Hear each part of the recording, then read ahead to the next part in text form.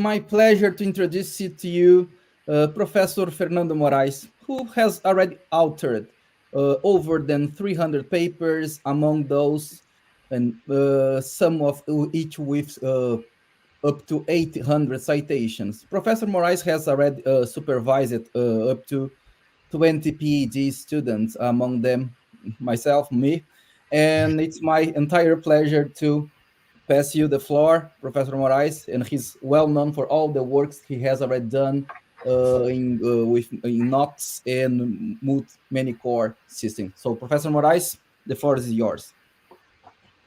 Okay, thank you, Luciano. So the work I will present now is entitled Vulnerabilities and Security in NoC-based many core systems. This talk is organized in two main parts.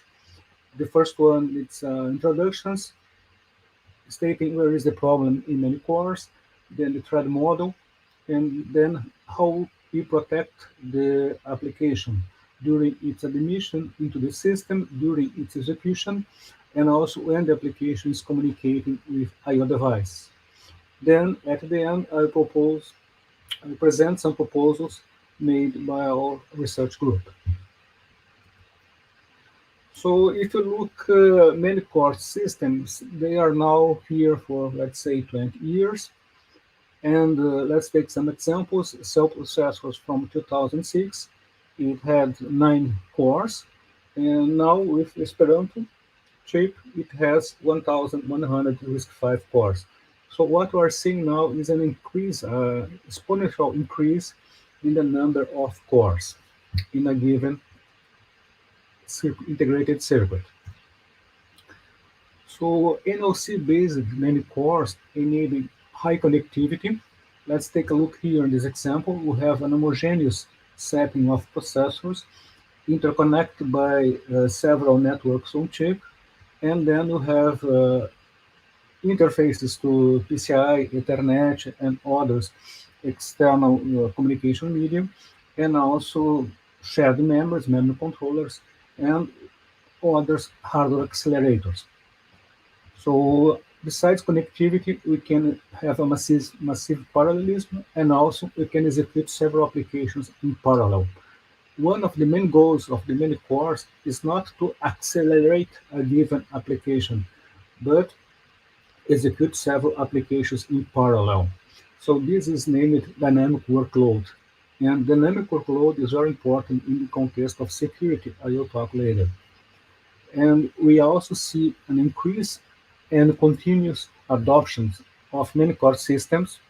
I think there's a problem. Okay. Increase and continuous adoptions in electronic systems. For example, IoT devices, machine learning, autonomous car systems, hardware accelerators, cell phones, for example. And where is the problem at the hardware level? The problem at the hardware level is the resource sharing during the execution of a given application. We have, for example, shared resources. Here we have two applications, application 1 and application 2. And, for example, they are sharing these 3 processors, processing elements. So if application 1 is malicious, this application can access data that is shared with application 2 executing an attack. Also, there is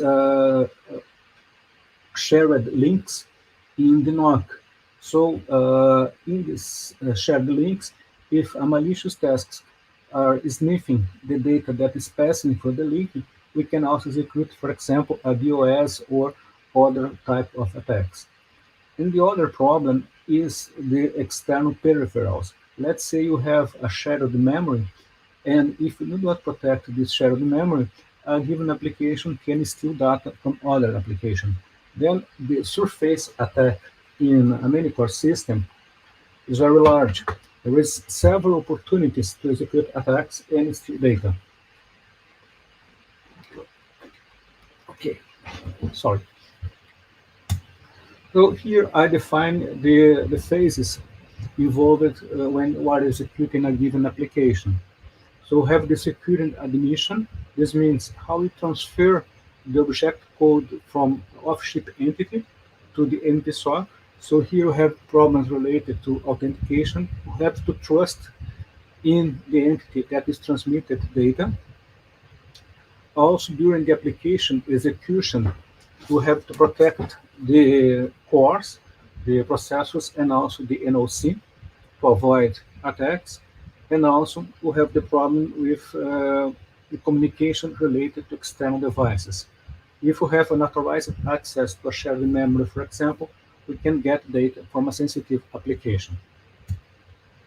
Here is the classical thread model with its seven principles, which include confidentiality, availability, integrity, authentication, and authorization. The first five principles of security are related to the many core design at the hardware level.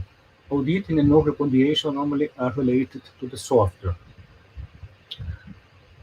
Some attacks that are described in the literature, for example, we have denial of service that compromises availability. So denial of service is a disruption of the system.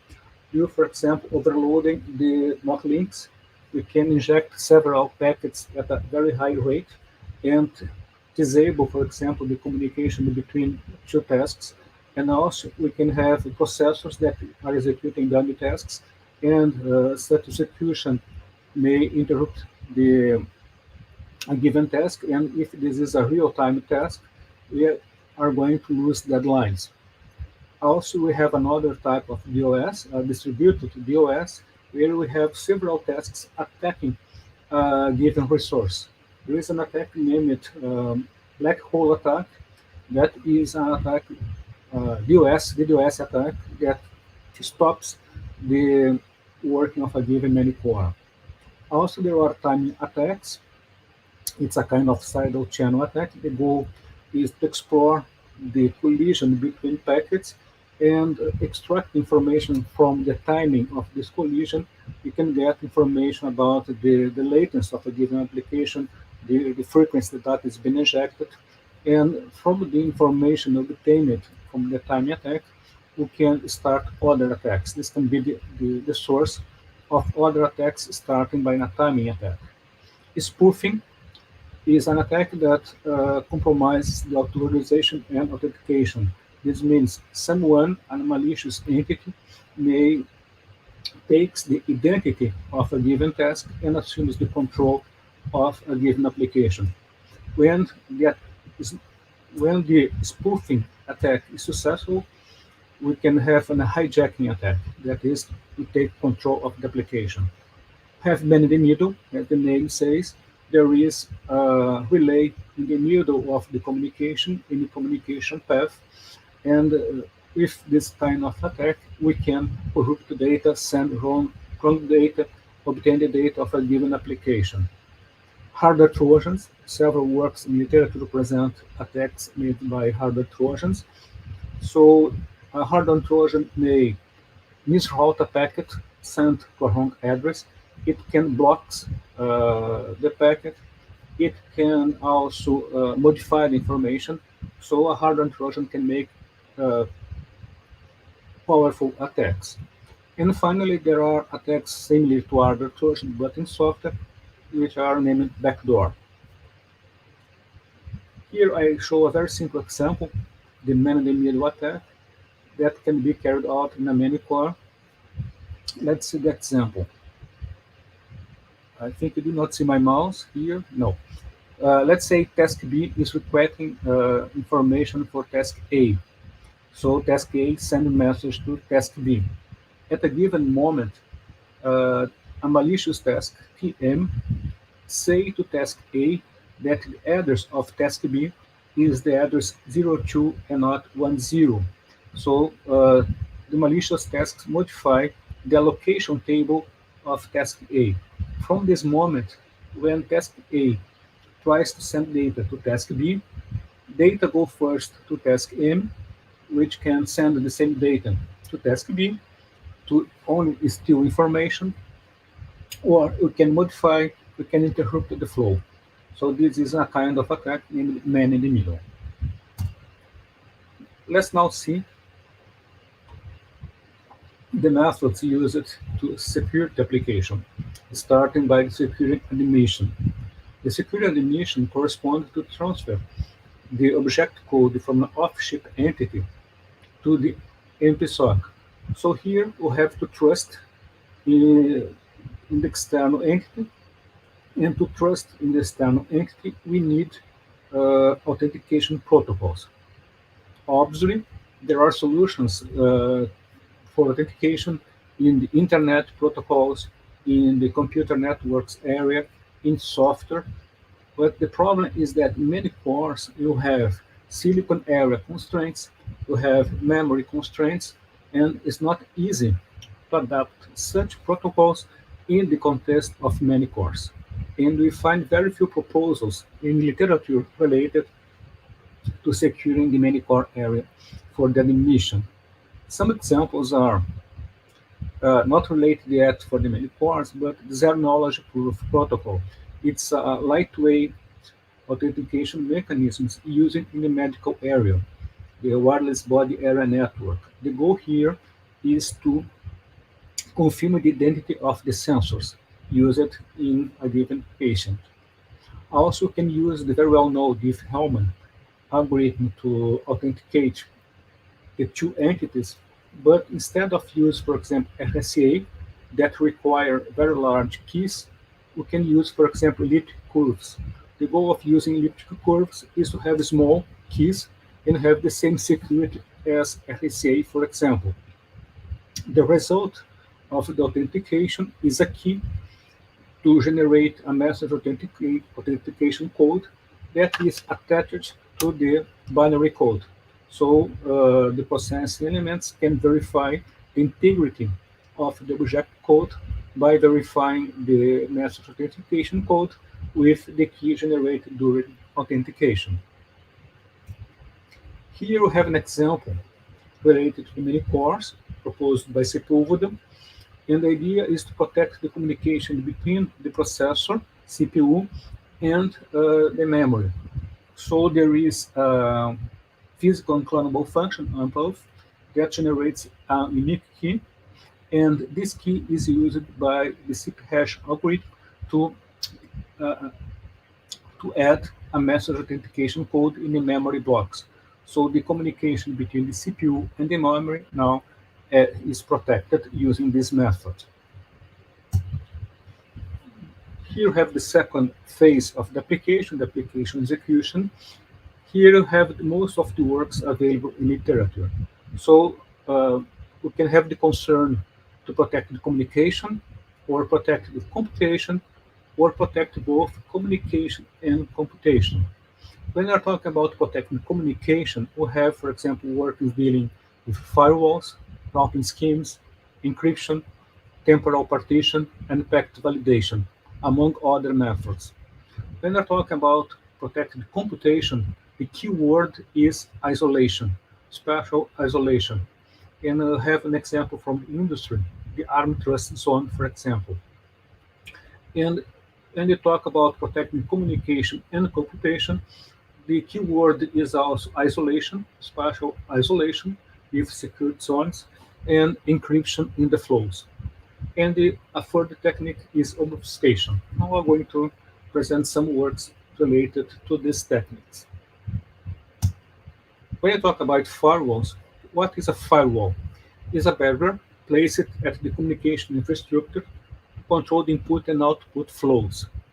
And firewalls are based on tables that store roles, and also a controller that control the traffic entering and leaving the processing element.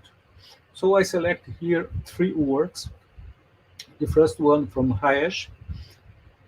It has an approach named runtime latency auditor. It is interesting because the table is dynamic filled. This network interface that has the firewall monitors the source target pairs that are entering into the system, and also it is measuring the latency. This means it is a kind of learning, dynamic learning, that the network interface and the firewall learns the templates, the communication templates, and if some abnormal behavior appears, it can set an alarm to say, oops, it's arriving an attack. Here we have the second firewall approach proposed by WHO. It's a design time approach, so it does not support dynamic workload. This approach is designed to execute a given set of fixed applications, and the idea here is to reduce the silicon area. So it can decide where to place at design time. It has an ELP approach to decide where to place the firewalls. It can place the firewalls between routers and processing elements or between routers. So only the number of really required firewalls are inserted in the design. And here you have two words from Azad.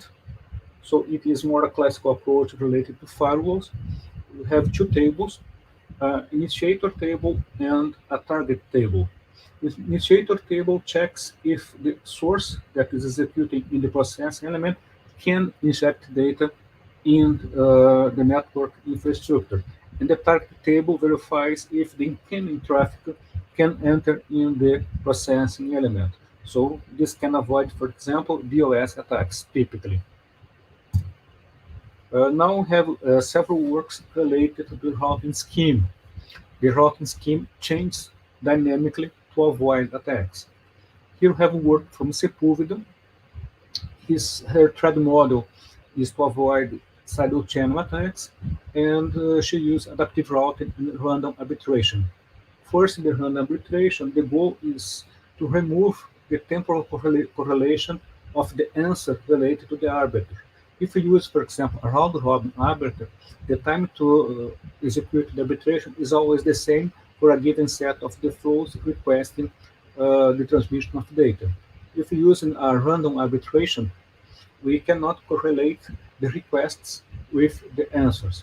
And the second approach adopted by Sepúlveda is to change the path using adaptive routing, REST first, for example, that try to escape from blocking conditions. The second approach related to routing scheme is from Fernandes, using security zones created design time, and the idea is to fill routing tables at each network interface. When, for example, a given source detects, for example, an increase in the latency, this may correspond to a DOS attack. It looks at its table and selects another path to the same target. So the path change at runtime according to some monitoring as latency. Charles, 2020, proposed anonymous routing. This is an interesting approach. He first, using a method to discover a path between source to target pairs, and store this path in the network interface. Then, in the second step of his approach, he transferred the data using the virtual circuit switching, and the packet does not contain the source and target addresses. So this is a reason called anonymous routing.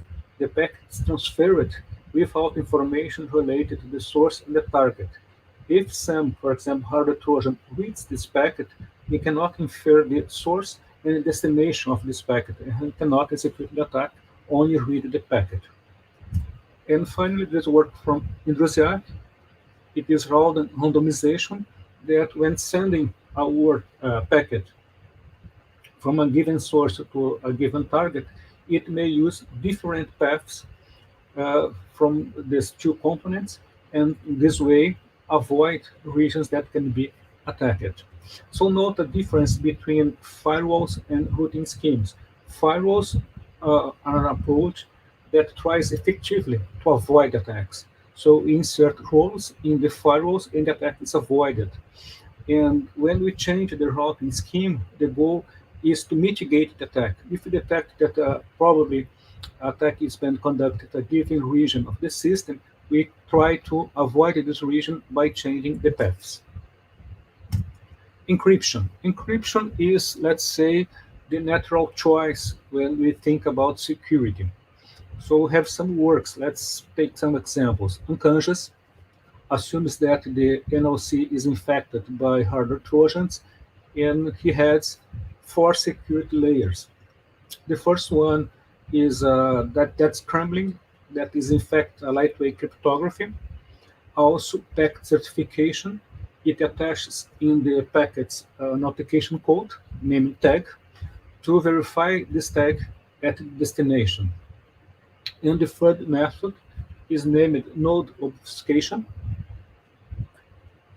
That the idea is to migrate tasks with a certain frequency in such way to avoid to the attacker avoid that the attacker discover the address of the tasks. So he continually changes the location of the tasks by migrating. The problem is the cost related to migrate frequently the tasks. His work does not consider this cost that is very relevant in terms of latency when you have to migrate a task from one node to another one. And if you do this very frequently, we have an important overhead. Zeffirino, 2017, uses IAS block, so the flows are encrypted by IAS, and he also proposes a block named Key Distribution Center. So the idea is when you have an application with security constraints, you use AES to cipher the flows. Another work, Oliveira and Santana, here is they propose several protection mechanisms. For example, special isolation of applications, a dedicated network to send sensitive data. You can see this dedicated network by the red links here. This is a second NOC used to transmit, for example, cryptography keys. And also filters. There are, in fact, very simple firewalls to block incoming and outgoing traffic when the address in the packet does not match with the application ID. And also connected to this filter, there is a crypto core that may encrypt the payload of the data. So I will talk about this work later, but we have evaluated here two crypto cores, AS and Simon. It's a lightweight cryptography. So the drawback of the encryption is the area of the crypto core. The same way that the firewall requires an area to the tables, here we have an area for the crypto cores. And when I talk about encryption and decryption, we have the latency associated to the encryption and decryption. So this latency may penalize the application execution time. The fourth method we found in literature is named temporal partition network. Here we try to separate the interference of low priority flows to high priority flows. And we have two works I select here, Vassell and Wang. Both are very similar. At design time, they count the number of virtual channels are required to isolate the flows. And then the NOC is designed in such a way to have the correct number of virtual channels to avoid interference between flows. Again, the drawback is that the area of the NOC increases with the number of virtual channels. Finally, in the communication part, we can use packet validation. Here you have an example from Boratin. It adds at the end of the packet CRC code, and according to the severity of, for example, corrupted packets detected, he can change the code at runtime for another one called algebraic manipulation detection that is added in the packet. The goal of the second code is also to add the manager of the system to locate the source of the attack. Here you have a small overhead, only the increase in the packet size. This is a figure from a former student, Giannini, that classified the methods related to protecting the communication, cryptography, firewalls, obfuscation, security zone, arbitration, For example, with the date of the publication and the number of works, the area of the cycle. So we can observe that common methods are using cryptography, the bottom line, firewalls, secured zones, error correction codes, and now we start to observe mainly in 2020 several works trying to create at runtime a track profiling of the flows traversing the NOC. So these works are using now machine learning to construct a profiling of the traffic and base it on the observation of the flows, determine when an attack is occurring. So it's let's say works that are appearing now using machine learning. Now, how we can protect the computation of the system? To protect the computation, the key word is isolation. You have to isolate the processors to ensure that the computation is not affected by malicious tasks. So the first work is from Real, 2018. She uses a hybrid architecture with a standard mesh, and connected to each node of the mesh, we have infrastructure based on bus with processors, cache L1, cache L2, a network interface. That at runtime, the algorithm maps the applications into a given cluster, so protecting completely the application. There is no interference in this cluster because it is allocated to execute only one application. But if this application needs to communicate, for example, with a shared memory or with a hardware accelerator, the flow goes through an unprotected means, an unprotected link. Okay, this is the main problem of her approach. The other one is from ARM Trust Zone.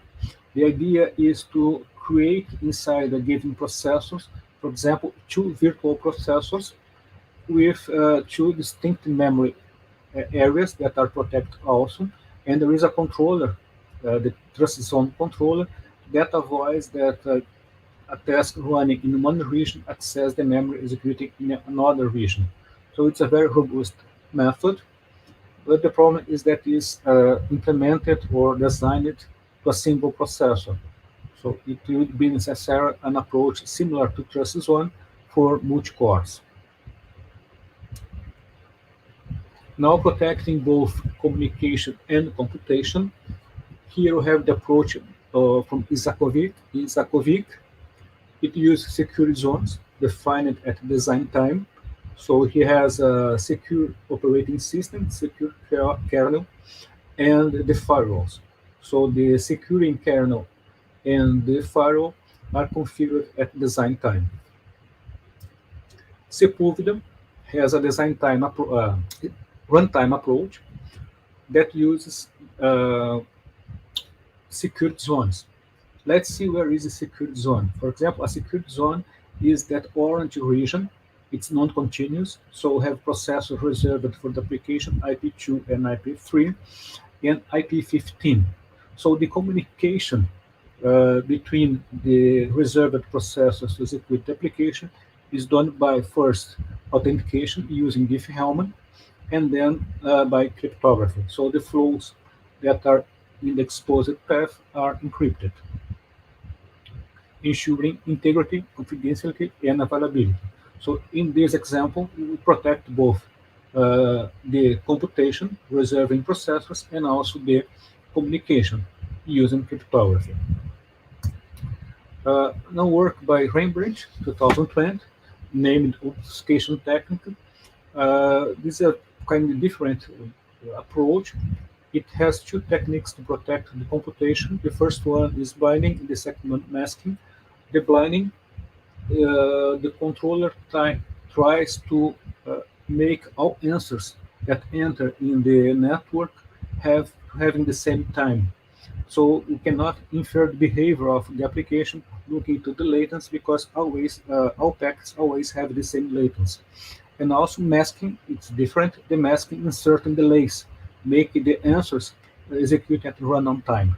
So there are two different methods. Here you can see some LFRs to control these methods. And for the communication, it uses two switching mechanisms.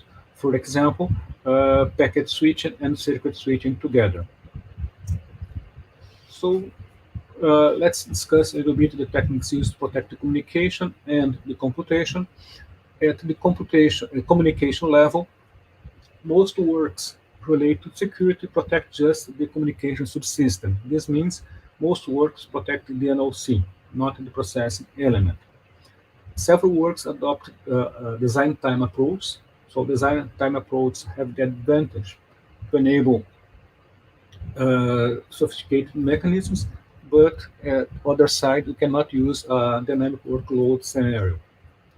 The most common and intuitive approach is to use encryption, but encryptions add latency to the communication that penalize the execution time of applications.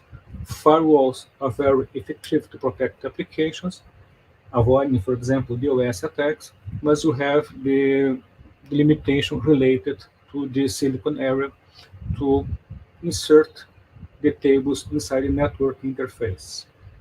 The other approach at execution time, design time, is the temporal network partition that isolate flows in virtual channels, avoiding, for example, DOS and side channel attacks. For the computation, basically the most used approach is based on isolation. And when we talk about protecting both communication and computation, there are special isolation and encryption. Now the third uh, method, here you have to protect the communication with I/O accesses. I select two works. The first one is from Rembrandt.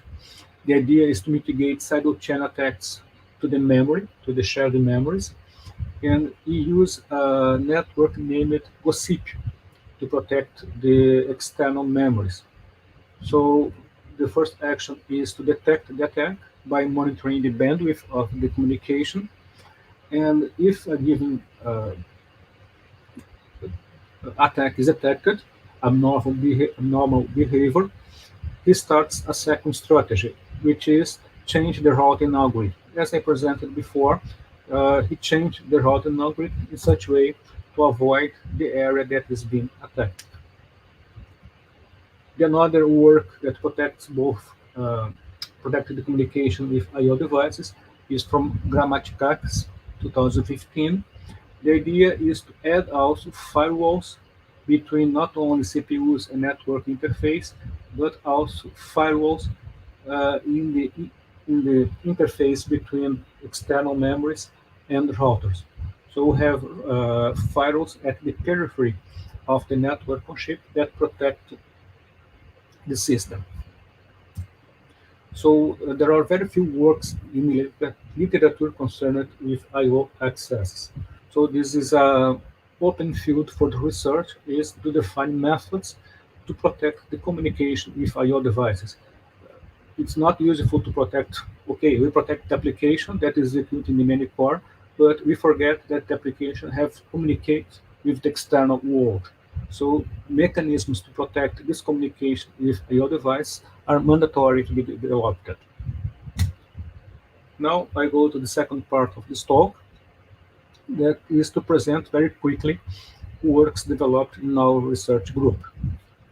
I'm going to present three approaches, only to give an idea what are I proposing. The first one is the work from Bruno, published at Design Time 2021. The idea is to use at the same time a dedicated network to send sensitive data. You can see here the serial path in red. Special isolation of applications. So we reserve processors to execute a given application as the work of Sepúlveda. We insert filters between the router and the processing element, and we can use cryptography, AOS or lightweight cryptography. I want to talk about these mechanisms now. So the dedicated network is loosely connected to the system. It is placed between the router and the processing element, so it's very easy to apply this method to others many cores. The network is a serial topology. It's a serial path, a Hamiltonian path. You don't need to use, for example, buffers as you use in the data router. And most important in terms of security is that only the manager processor that is considered root of trust may inject data in this link. So you can send from the managed processor cryptographic keys, for example. The special isolation of application is very simple to implement. When you are mapping a given application into the system, we make a restriction that if a given application with security constraints must enter into the system, we cannot share the processors with other applications.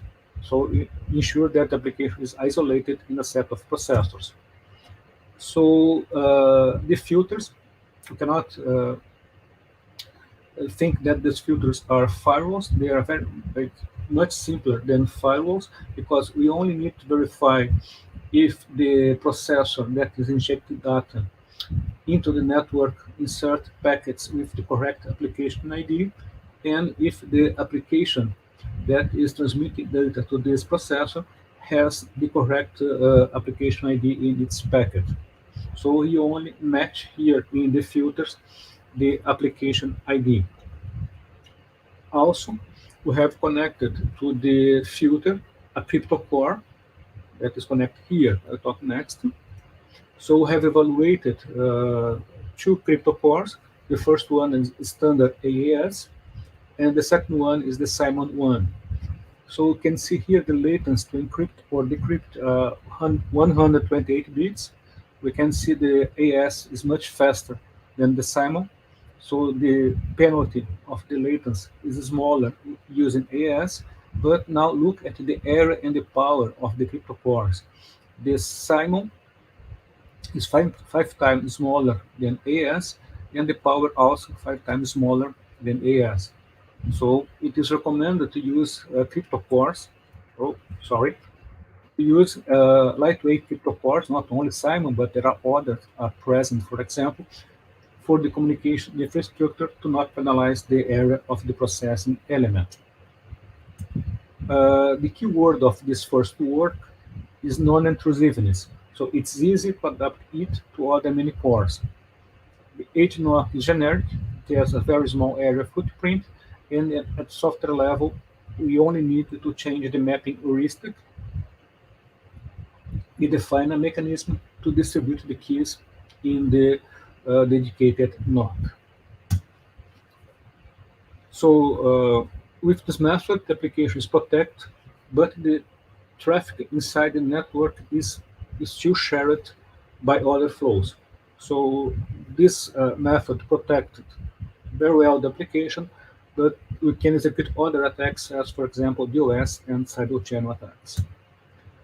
The second method is SDN, software-defined network. This idea inspired by the works that use temporal partitioning. It's different because it's executed at runtime and not design time. So the idea is to have one packet switching network, PS here in red, and several SDN routers connect to the network interface. So the idea is to have one packet switch subnet, and normally you use between 4 and 8 SDN subnets. We can use up to 8 subnets, SDN subnets, because the area of these routers are very small. I will show the next slide. And the main advantage of the SDN is that the SDN routers may be configured by software. So configuring by software, we does not need to have, for example, arbitration and routing inside this router. So here we have the SDN router. It is a forward unit that we configure this forward unit by software. So when a given configuration packet arrives here by the packet switching network, this configuration packet define, for example, the communication between a list port with a east port. it is not necessary to have input buffers. We use, in fact, an elastic buffer that are two latches in series to make a temporal barrier between routers. So the methods adopt, again, isolation at the processing elements. Applications do not share processors with other applications, and the method has 5 steps. The first one is initialization, Diffie-Hellman, to create initialization key. The second part is to authenticate the admission, the request of the application. Then we have the security SDN-based mapping. This is the most complex part of the method. I'm not have time to detail here, but you have to find at the same time the location of the processors to receive the tasks, and also verify if you have enough SDN routers available to implement the communication. So it is quite tricky to implement this because you have to consider during the mapping not only the occupation of the system, but also the occupation of the SDN network. Once you have mapped the system with enough resources related to the SDN, we can establish the connections. This means configure the paths, and then load the task verifying the authenticity of the object code, and then start the application. All steps have security methods implemented, ensuring that the application that you execute here is not prone to attacks. Uh, let's see a little bit here some details. So the originality of this method is that it protects both communication and computation. An important advantage is that as we are using circuit switching to make the communication between tasks, we cannot have interference in the packet switching path. So tasks may communicate with each other without using cryptography. This is the main advantage of the method, is that the traffic does not have the latency due to the encryption. So the cost of the method is mainly due to the SDN protocol executing the beginning of the execution, more or less 1 millisecond, is very small, and the hardware necessary to implement the SDN routers. There are some open issues to verify. The packet switching network is not protected, so it can be attacked by some malicious task.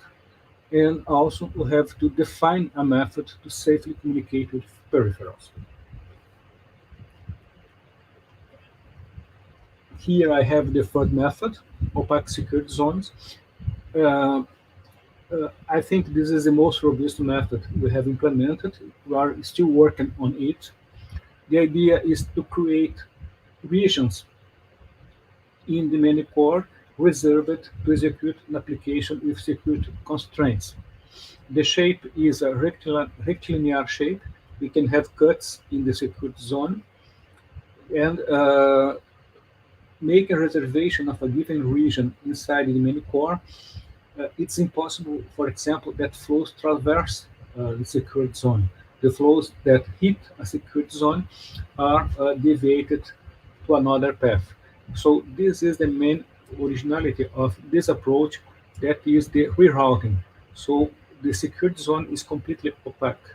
We cannot have, for example, stubborn flows traversing the security zone and making, for example, DOS attacks. Here we can summarize the method. The security zone has a fence, let's say, around it. This fence is defined by simple gates and OR gates that block the traffic. Let's see this figure here below. Let's say you have an application executing the system, application 1 communicating between task 1 and task 2.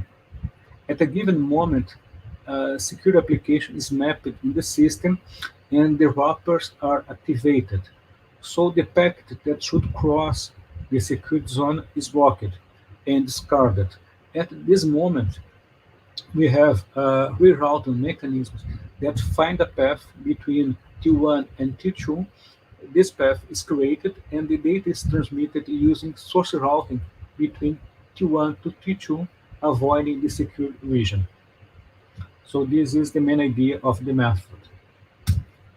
The advantage of the method, I will not detail this protocol, it is there is no need to encrypt the application data as in the second method. So the communication inside the security zone does not need any encryption method. All attacks related to communication and computation presented before are avoided. There's no way to make, for example, a DOS attack, a spoofing attack, or a hijacking attack because the application is isolated from the rest of the system. And the cost is very small. We need a second NOC, a control NOC, meaning broadcast NOC or BF NOC, and the wrappers at the boundary. Also, uh, in fact, we are working on in this topic now how we can communicate with peripherals in a secure way. To communicate with peripherals, we are opening an access point in the borders of the secure zone.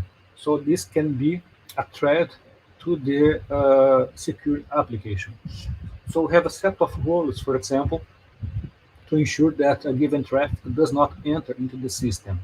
The first mechanism is the master-slave communication approach. This means all transactions start by the application running in the OSZ, the security zone. So when you want to make a transaction with a peripheral, for example, to send a cache block to a shared memory, we open uh, a link in the border and you can send data through this link. And then also, uh, as we use it here, XY, the other side, the input access point is opened for this flow. So it's not possible to flood the point that is opened with an attack because this access point allows only one transaction entry into the system. Also, we use, for example, lightweight cryptography to transmit the flow to the peripheral.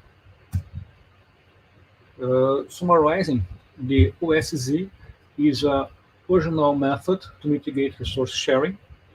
We can have several security zones coexist in parallel, and the communication inside the security zone does not use cryptography. There are some issues. For example, we can have hardware Trojans inside the security zone. So we have published a paper last year showing that we can implement some detection mechanisms to avoid attacks from hardware Trojans. We have to implement an authentication protocol with peripherals, and also have to add lightweight cryptography in the hardware, in the network interface that does not penalize the area. Well, thank you for your attention. I think I talked about 40 minutes.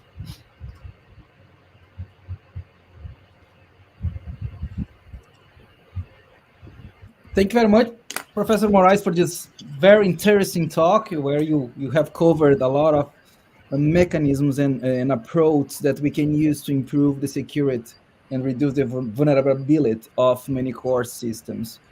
And so let's start with the questions, I believe. Now is the time. So I have received some questions here in the chat, and I'm going to start with the one that Anderson Ignacio has wrote to us. In fact, he has sent a lot of questions, and I will start with the first one.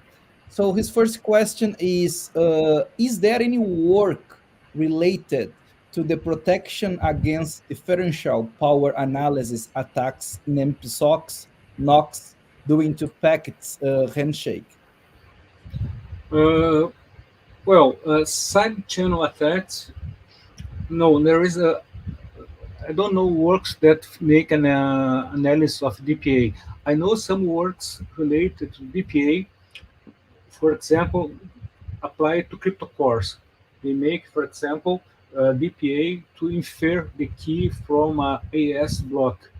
But at the NoC level, I do not remember any work target DPA analysis. DPA analysis is normally used to a given core, to a specific core, not the whole system. Thank you, Moraes. So I'm going to start with the second question.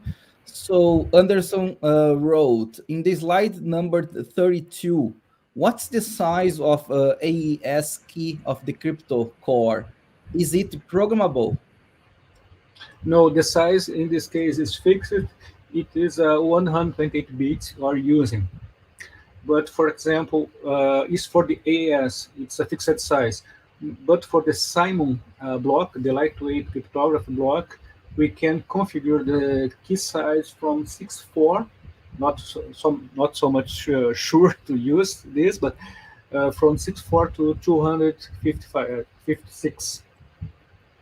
So the AES has fixed size keys and the lightweight cryptography core variable key sizes. Oh, thank you, Moraes. So I'm going to use this opportunity to link with one question that I have, because in slide number 43, you have mentioned that you are going to explore more lightweight cryptography algorithms. Simon is one example of that, but which are other cryptography algorithms that you have in mind to explore out? Okay, we have a colleague, Rafael Garibotti, that has a student with several crypto cores present in others. So are thinking to discuss with him to adapt other crypto cores that his student, I think it is, I don't remember his name now, Joaquim, implemented several crypto cores and adapt this crypto cores to the infrastructure. It's very easy, in effect, to change the crypto core. You only need a wrapper between the filter or the router to the crypto core. Respecting the communication protocol, we can change easily the crypto core. Do you believe that given the different natures of applications that we can allocate to be executed on many core systems, that perhaps it is a possibility to have multiple cryptography algorithms supported at the same platform? Let's see this example here. In fact, the goal is to avoid the usage of cryptography. We're trying to avoid the usage of the software-defined network approach and the security zone approach, this one, when we're communicating inside the tasks of the inside security zone with the tasks of the application, there is no need to use cryptography. Only when you're going to access, for example, a shared memory. So in this case, we need a crypto core, but you have to see where to place this crypto core to avoid a large area overhead. So have several different crypto cores. I think you are going to waste a lot of area. I don't think it's a good approach. We can obviously make the encryption software, but it takes very long to execute encryption software. So for this reason, we make several evaluations of the impact of AES, SIM, and others in the latency. And what we observed is that when you use cryptography to transmit data, the performance of the application drops a lot. So for this reason, we select the security zone method and the software-defined network exactly to keep the performance to keep the good performance of the applications. Thank you very much. It makes totally sense to me as well. So let's move to the next question that also Anderson wrote that to us. So basically, what's the software overhead in terms of execution time, basically, of the SDN technique? I believe you yes. Software overhead. In terms of the execution time of the application, that would take, I don't know, up to something between 20, 30%, less than that? No. In effect,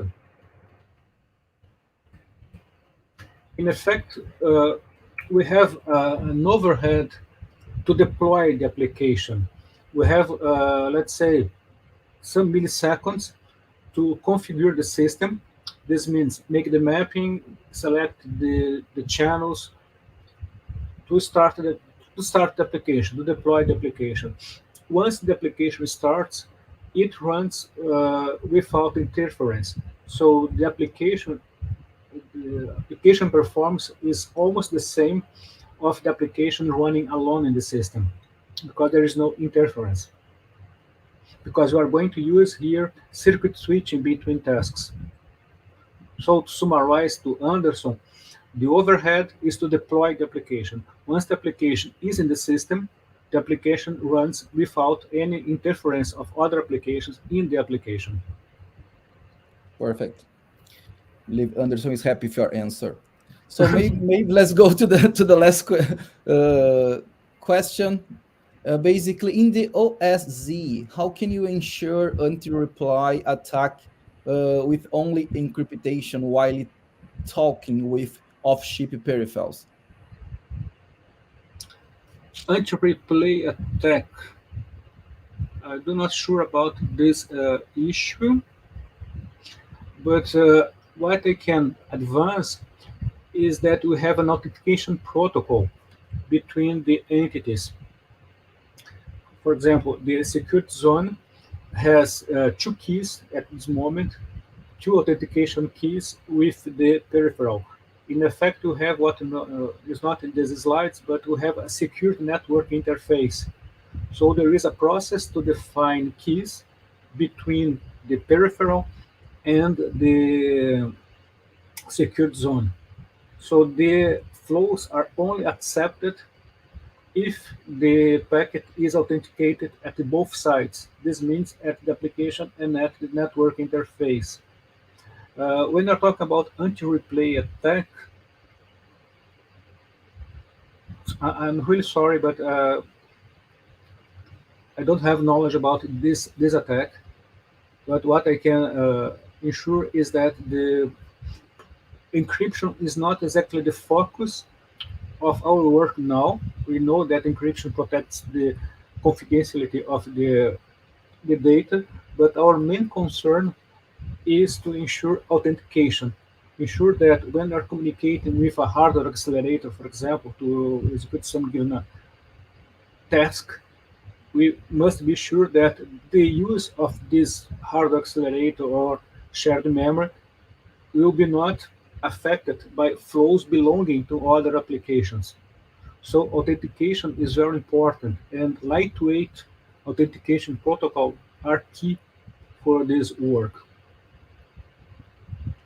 So thank you very much one more time, Professor Moraes, for this very, very interesting talk. I believe everyone who has attended is highly happy with that, and the others who are going to watch that later on the CASS Talk channel. And I'd like also to thank you to everyone who has contributed with questions, Anderson and everyone else, and for all of the others who have already attended as well. I would like to say to Anderson, if you want more details, you can send me a message. I believe he's going to do so. So thank you very much, Moraes, one more time, and for everyone else. So bye-bye. Bye-bye. Thank you very much.